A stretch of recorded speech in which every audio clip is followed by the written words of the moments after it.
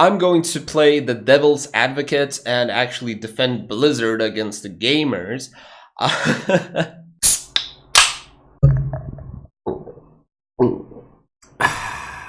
Alright, let me get my gay hat and we can begin. What's up, folks? Welcome to VbeerLOG. It's like a vlog but with beer. And I haven't even started, but I'm already done with my first beer, so you're in for a treat. So this video is going to be on a somewhat serious topic. It's going to be the business side of the gaming industry. I'm going to play the devil's advocate and actually defend Blizzard against the gamers. So I'm kind of ready for a backlash, but whatever, we'll see how it goes. Anyway, so this video was kind of inspired by probably watching too many Asmongold videos. Asmongold reacts to X, to Y, to Z, whatever. And I just feel like Asmongold, when it comes to business specifically, he's pretty dumb, and to the extent of misleading people, misguiding people. So I was considering making a similar video for a long while, and kind of the last straw was his video reacting to, I don't remember, another guy, where they basically discussed a latest World of Warcraft Battle for Azeroth patch. And some of the points they raised and some of the opinions they shared, I just thought they were completely misleaded. So for this video, and this is going to be a pretty ranty video in case you haven't noticed yet, so it's probably best listened to while you're grinding Diablo 2 or whatever. But anyway, so I have 7 topics, like mini topics, listed down through which I will go through, and they all tie to the business side of gaming industry. So the first point is kind of the value of games, like the monetary value of games, which they touched, Asmongold and the other guy touched in that video. And I don't remember, was it Asmongold or the other guy, said something along the lines of, since World of Warcraft is already paid to play, that means you have to buy the initial game as well as the expansions, as well as subscription on top, everything else in the game has to be free. Which sounds wonderful. I mean, it sounds fair, that's how it should be. But that's not how business works. And it's not because the business is a fucking greedy bastard, but it's because the value of things is kind of very subjective. And I can go on the record saying that I do believe, like honestly, in all my fucking heart, I do believe games are severely underpriced right now. And the comparison I would give you is that, you know, if you compare buying a game to other forms of entertainment, let's say, I don't know, going to a fucking movie, which in my country it costs, I think, 6 euros. I haven't been there in fucking years. Maybe 8 euros for a single movie. So you're looking at spending, you know, 6 euros for an hour of entertainment. Right, so you're paying like 6 euros an hour. Now, if you compare it to a game, and let's take something a bit more expensive, let's take, you know, 50 euros for a fucking game. Most of us, I imagine, before we buy a game, since this is all fucking digital, we get access to, you know, reviews and then gameplay footage and whatever. So we do actually do some research before buying a game, because we intend to play the game for at least like 10 hours minimum. So if the game costs 50 euros and we have the pessimistic scenario of only intending it to play for 10 hours, we're looking at paying 5 euros an hour to play, you know, to get the entertainment, to receive it. This is a pessimistic scenario. If you take a more realistic scenario where you will probably dump like 150 hours into a game, those 50 euros divided by those 50 hours or 150 hours, it's a euro an hour or less.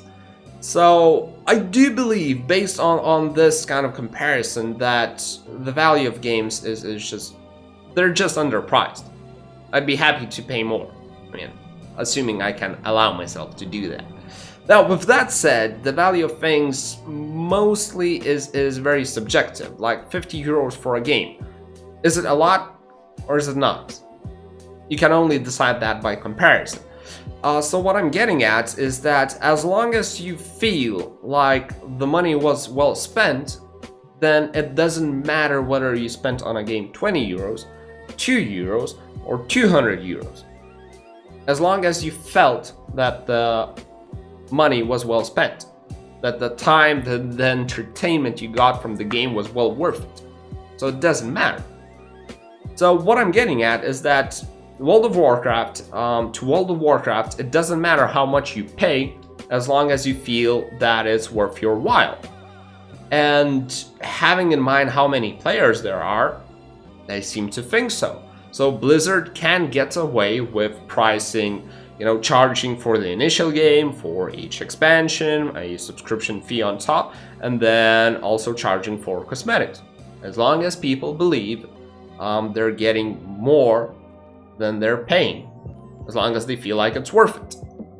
So I don't think there's like a rule that has to be implemented, or a rule would be fair where the game has to have a certain pricing model and you can't add anything on top. It's all about the value that the people get from the game. Now, another topic that they touched in that video, and I think this time it must have been Asmongold who mentioned it, is that Blizzard was giving away a certain skin of a dragon, I don't fucking know, for free if you will buy the subscription for the next 6 months. I don't know, it's an okay deal, I suppose. I have no fucking clue. I don't play BFA. But what I'm getting at is that what Asmongold said about it is that Blizzard's goal with this is to lock in players for 6 months. That was the only goal why they provided this kind of a promotion. And this is where it seriously gets misleading. It portrays the Blizzard as the complete bad guy, trying to do shady stuff, trying to pull shady stuff on its player base just to keep them locked in. Nobody gives a shit about locking in players. The only thing Blizzard gives a shit about with this promotion is fucking cash flow. It's guaranteeing a certain cash flow for the next 6 months. That's the primary objective. Like, this is how businesses work. Cash flow is typically a massive problem. Like, you cannot plan your activities ahead. You cannot hire new people, plan projects, if you do not have the cash flow secured. Like, cash flow is a fucking massive issue. A lot of the companies will have massive delay periods during which they can pay each other. It will be like 30 days, maybe 90 days, depending on the size of the company and the leverage it has. And providing a service and then waiting 90 days to get paid for it, that just fucking chokes you as a company. So all Blizzard cares about is securing a cash flow, knowing that for the next 6 months they will have the revenue, whether it's securing right now more of it and then less in each month. But as long as it's secured, as long as it's guaranteed, they can make plans. They can plan better. They can hire people. They can make projects. They can work on projects. They can make investments into projects, upcoming patches, expansions, and whatnot. So it's all about the cash flow. It's not about locking in people. Because if you create a product, like the way businesses work is that if you lock in a client and the client is unhappy, fucking terrible things are going to happen. Worst case scenario, the client will just pay you, and actually that's the best case. Best case scenario, the client will just pay you and never use your software again. He will then be pissed and never use you again despite of what you release in the future. Worst case scenario, the client is going to take this to the public and say, this is a shit company, I don't fucking like it. They did this and that to me, they locked me in, etc, yada yada yada. And bad publicity, that's it's much easier to ruin a reputation than to build one. So World of Warcraft, the Blizzard goal isn't to lock in people, it's to create a game that would be so good that people would want to lock in themselves. Now, speaking of what people want, it kind of ties very nicely to another topic I wanted to kind of share my thoughts on, which is, well, exactly that, what people want and what they actually need. And I think that kind of both sides are in the wrong oftentimes. Like, it's very hard to get the balance. The examples I would give on this topic is, you know, for example, let's take Blizzard as the bad guy first. So player base has been begging Blizzard to release World of Warcraft Classic for fucking years. And a direct quote on one of the BlizzCon from the panelists was, "You think you do, but you don't." In that case, obviously, Blizzard as the company was severely wrong. People did actually want World of Warcraft Classic.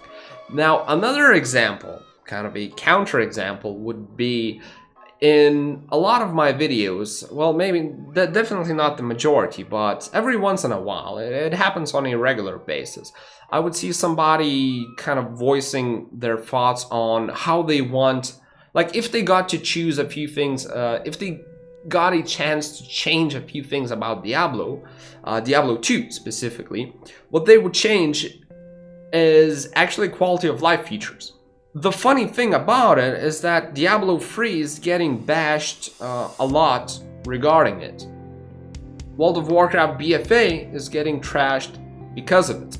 If you compare Diablo 2 to Diablo 3, if you compare World of Warcraft Classic to BFA, what you will see is, of course, a number of differences. But one of the similar ones is the quality of life features. Like, you take World of Warcraft Classic, you don't have those dungeon finders, etc. You actually have to search for fucking people and travel all the way to a fucking dungeon to enter it. If you take a look at Diablo 2, you don't have gold auto pickup, you don't have massive stash, you don't have a number of respecs, you know, you fucking name it. A lot of the things. What I'm getting at is it's very fucking hard to get it right. Because we as fucking people, we oftentimes don't know what we actually need. We think we know what we want, but we don't know what we need. And this is coming from somebody who's working in sales. And ask anyone working in sales, business to business sales, even business to consumer sales. This happens a fucking ton. People think they know what they want, but they actually don't. Or they need something else. They think they need it, but they actually need something else. Now, I don't know why that happens. Maybe it's just a complicated human nature. But the entire point I'm trying to make here is that it's a very fucking delicate balance. And just because the game is taking a different route than you would like it to take, it doesn't mean they're making the wrong decision or they're not listening to your feedback.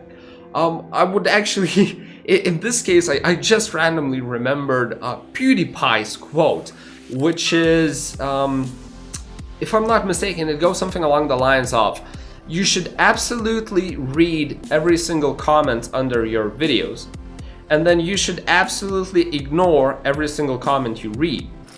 So basically, you have to take all the feedback, but you cannot just implement it straightforwardly, you know, as it is, because people think they know what they want, what they need, but most likely they don't. With that said, you will find a lot of hidden gems in those comments, and some of the comments I received, they're just fucking amazing. They've given me tons of ideas and videos, so I still read them. I do ignore a lot of them. You know, I just say something like, "Nice, thank you," or something, but some of them are really amazing. So, yeah. Kind of the next topic, which ties very nicely to this one, I suppose, is you know, the peak of the mountain last year for Blizzard, which was the Diablo Immortal announcement.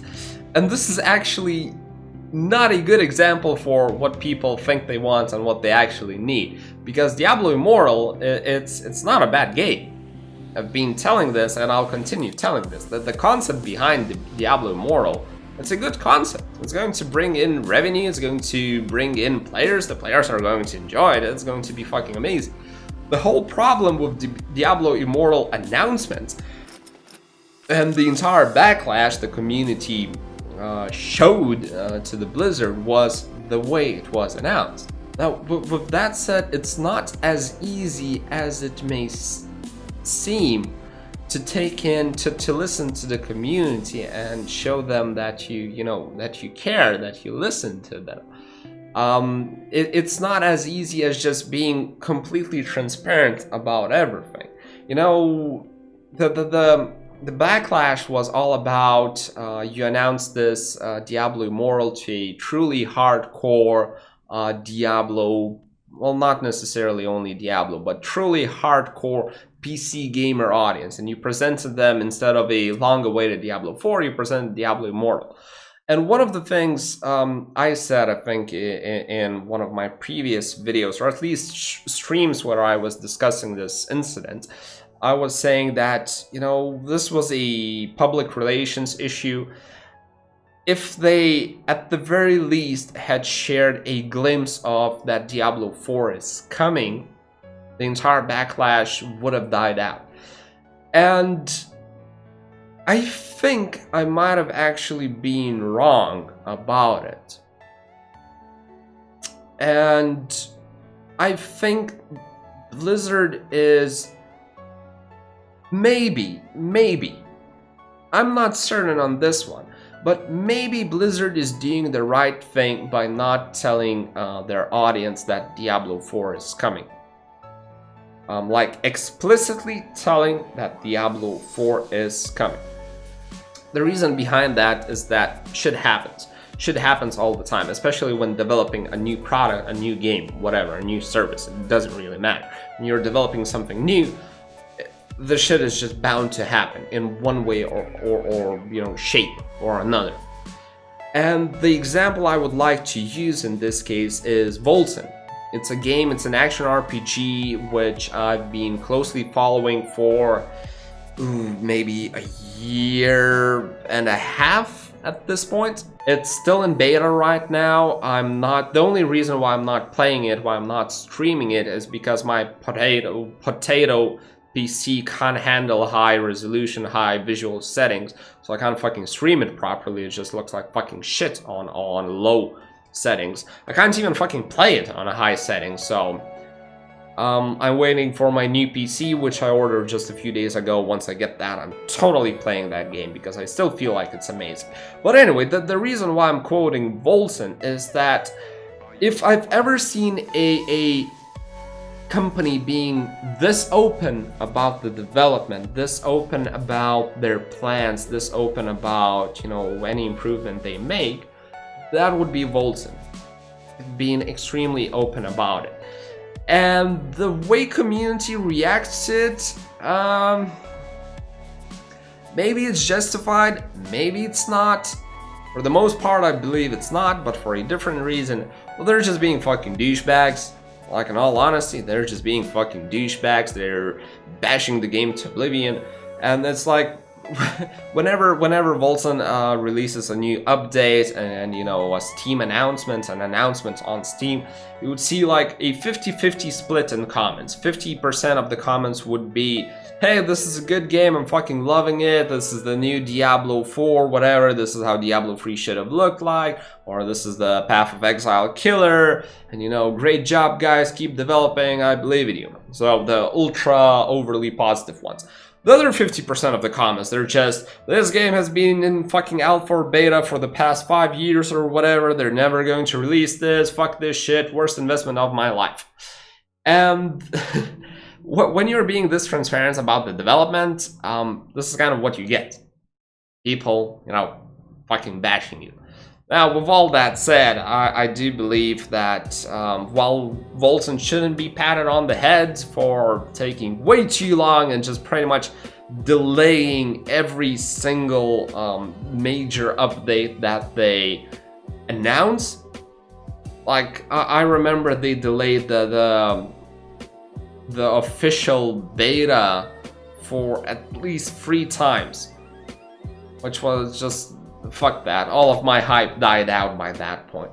But at the same time, if you invest into a game that's in alpha or beta, you shouldn't be looking at it as purchasing a game. You're not purchasing a product. You're helping somebody to fund the game they're developing. The game can go in either direction, it can turn out something completely different, which Voltson is shaping to be from the initial promise. The game can just crash and burn because there wasn't enough investment to justify, continue making the game, or they simply ran out of money or whatever. So you're helping somebody, you're funding somebody's dream, somebody's development. You're not buying a final product. And when the final product doesn't work out, you can complain, but you should have been prepared for it. That's just how it works. It's not a finished product. And yeah, that's why I think that Blizzard perhaps isn't making a bad decision, didn't make the bad decision in not announcing, like explicitly saying that Diablo 4 is coming. They didn't say it too early. Although at this point it's pretty clear that it's coming. There's been far too many hints from Blizzard employees, from top level employees as well, that Diablo 4 will happen, multiple Diablo projects and works, etc, etc. But if you announce it too soon and you hype up the audience too soon, shit can happen. Voltson is a perfect example for it. They're announcing everything, then shit constantly hits the fan. They need to delay it. Because of the delay, they're getting bashed, and it's just really hard to get it right. For a company, it's very hard to get it right. Like a lot of the things about games, they require very delicate balance. From balancing like classes, everything in game, so that there's nothing too overpowered, nothing too cookie cutter, to balancing, let's say pricing model. You have different types of models. You have subscription, you have buy the game and then play it, you have cosmetics only, etc, etc. All of them have their own advantages, disadvantages, and it pretty much always boils down to execution. How well you do. Do you make it too much pay to win, just enough pay to win? How do you do it? And I think this is how I'm going to wrap this video up. So I guess thank you for watching this video. If you actually managed to stay till the end. I know it was a ranty video, it was a complete rant to be precise. I didn't intend to make it any other way though. And these VbeerLOGs, I'm gonna take a sip before I'm done. I'm actually making them for myself and myself only. I seriously need to learn to talk without a script, which is fucking hard, if you haven't noticed already. So that's why I'm doing these. Hope at least some of you got some entertainment out of it. So I say thank you for watching, have a lovely day, and see you in the comment section. Cheers. Hey, this sounds just like you smashing that subscribe button after seeing this video.